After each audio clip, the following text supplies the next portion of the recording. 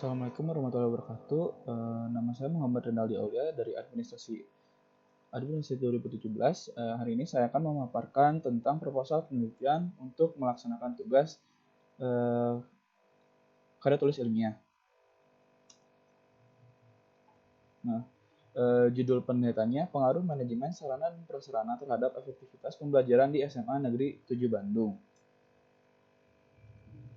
Selanjutnya, latar belakang masalah penelitian. Sarana dan prasarana merupakan hal yang sangat vital dan hal yang sangat penting dalam menunjang kelancaran atau kemudahan dalam proses pembelajaran dalam kaitannya dengan pendidikan yang membutuhkan sarana dan prasarana dan juga pemanfaatannya, baik dari segi intensitas maupun kreativitas dalam penggunaannya oleh guru maupun oleh siswa dalam kegiatan belajar mengajar.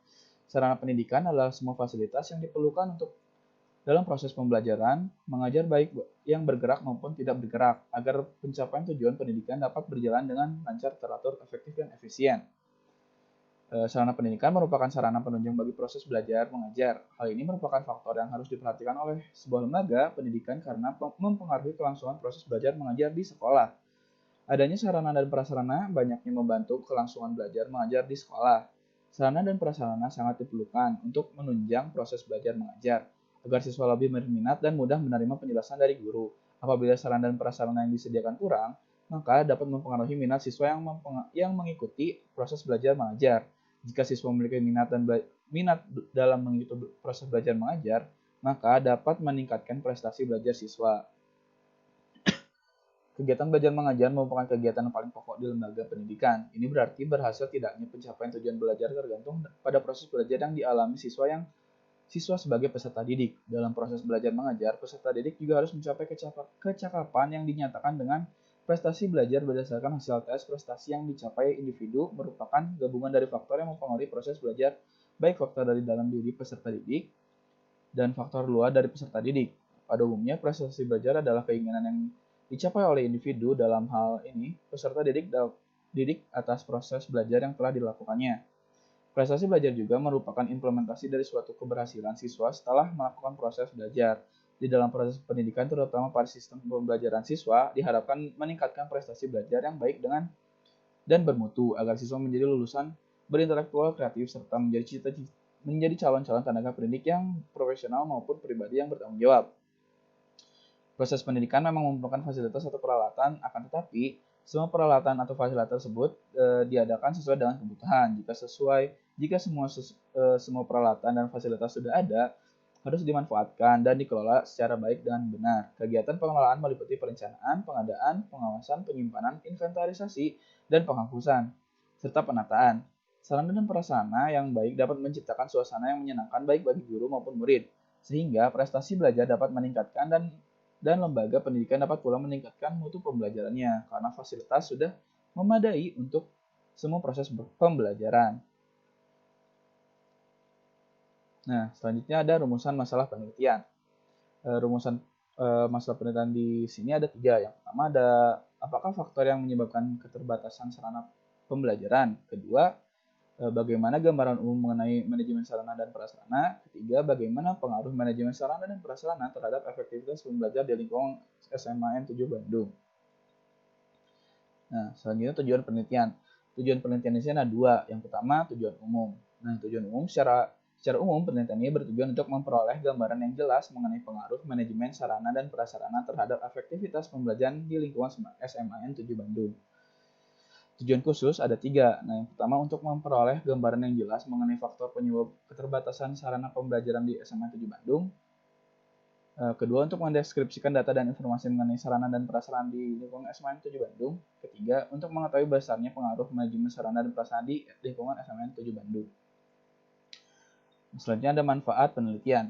Manfaat penelitian ini ada 2. Yang pertama ada manfaat teoritis. Dalam dilaksanakan penelitian ini, jika dilihat dari segi teoritis, yaitu agar bisa mengembangkan ilmu administrasi pendidikan terkait dengan pengaruh manajemen sarana prasarana di sekolah. Selanjutnya ada manfaat praktis. Sekolah dengan ada 3 manfaat praktis. Yang pertama adalah bagi sekolah dengan adanya penelitian ini dapat digunakan sebagai masukan untuk meningkatkan dan membangun pembelajaran yang efektif dalam upaya mencapai visi misi sekolah serta membangun iklim organisasi yang kondusif di lingkungan SMA N Negeri 7 Bandung. Kedua, bagi peneliti, ya, hasil penelitian ini menjadi suatu objek nyata dalam penerapan teori-teori yang telah dipelajari selama perkuliahan yang dibandingkan dengan situasi nyata di lapangan, guna menambah wawasan bagi peneliti sendiri. Yang ketiga, ada bagi penelitian selanjutnya. Diharapkan hasil penelitian ini dapat digunakan sebagai salah satu referensi dan juga masukan bagi mahasiswa lain untuk atau pembaca untuk menambah wawasan guna menjadi acuan untuk peneliti selanjutnya. Selanjutnya hipotesis. Hipotesis yang dirumuskan dalam penelitian ini adalah terdapat pengaruh yang positif serta signifikan antara manajemen sarana dan prasarana terhadap efektivitas pembelajaran di SMA Negeri 7 Bandung. Nah, untuk variabel X-nya yaitu manajemen sarana dan prasarana dan variabel Y-nya efektivitas pembelajaran. Selanjutnya ada asumsi atau anggapan dasar penelitian. Asumsi merupakan anggapan dasar dalam suatu penelitian yang diyakini kebenarannya oleh peneliti. Asumsi dalam penelitian ini adalah sebagai berikut. Jika manajemen sarpras dapat mempengaruhi efektivitas dalam pembelajaran di kelas atau secara keseluruhan, maka manajemen sarpras dapat diterapkan oleh sekolah guna mengefektivitaskan pembelajaran.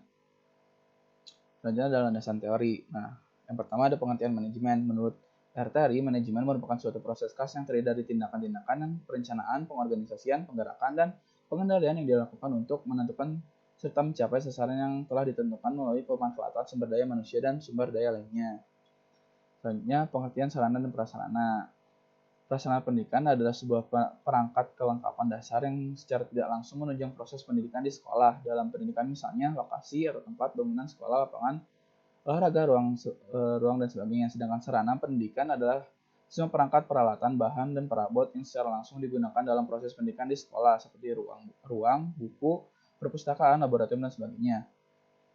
Kemudian standar dan sarana prasarana. Nah, sebuah SMA atau MA sekurang-kurangnya memiliki prasarana sebagai berikut: ruang kelas, ruang perpustakaan, ruang laboratorium biologi, ruang laboratorium fisika, ruang laboratorium kimia, ruang laboratorium komputer, ruang laboratorium bahasa, ruang pimpinan, ruang guru, ruang tata usaha, tempat beribadah, ruang konseling, ruang UKS, ruang organisasi kesiswaan, jamban, gudang,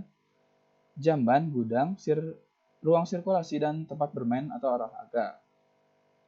Nah, selanjutnya ada pengertian proses pembelajaran. Sugandi 2006 menyebutkan bahwa pembelajaran merupakan suatu kumpulan proses yang bersifat individual yang mengubah stimuli dari lingkungan seseorang ke dalam sejumlah informasi yang selanjutnya dapat menyebabkan adanya hasil belajar dalam bentuk ingatan jangka panjang. Nah, selanjutnya ada pengertian efektivitas. Secara teori, efektivitas berorientasi pada tujuan. Hal ini sesuai dengan beberapa pendapat yang dikemukakan oleh para ahli tentang keefektifan sebagai seperti yang diterangkan oleh Ed Zioni, bahwa keefektifan adalah derajat di mana organisasi mencapai tujuannya, sedangkan menurut Stier, keefektifan menekan perhatian kepada kesesuaian hasil yang dicapai organisasi dengan tujuan yang dicapai, dan menurut Sergio Govani, keefektifan organisasi adalah kesesuaian hasil yang dicapai organisasi dalam tujuan.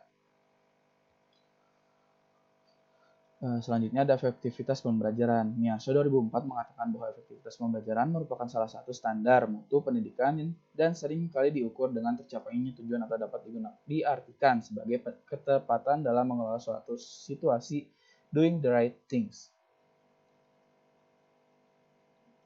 Nah, selanjutnya ada kerangka berpikir. Kerangka berpikir adalah suatu diagram yang menjelaskan secara garis besar alur logika berjalan sebuah penelitian. Uma sekarang dalam bukunya Business Research 1992 dalam Sugiono 2010 mengemukakan bahwa kerangka berpikir merupakan model konseptual tentang bagaimana teori berhubungan dengan berbagai faktor yang telah diidentifikasi sebagai masalah yang penting.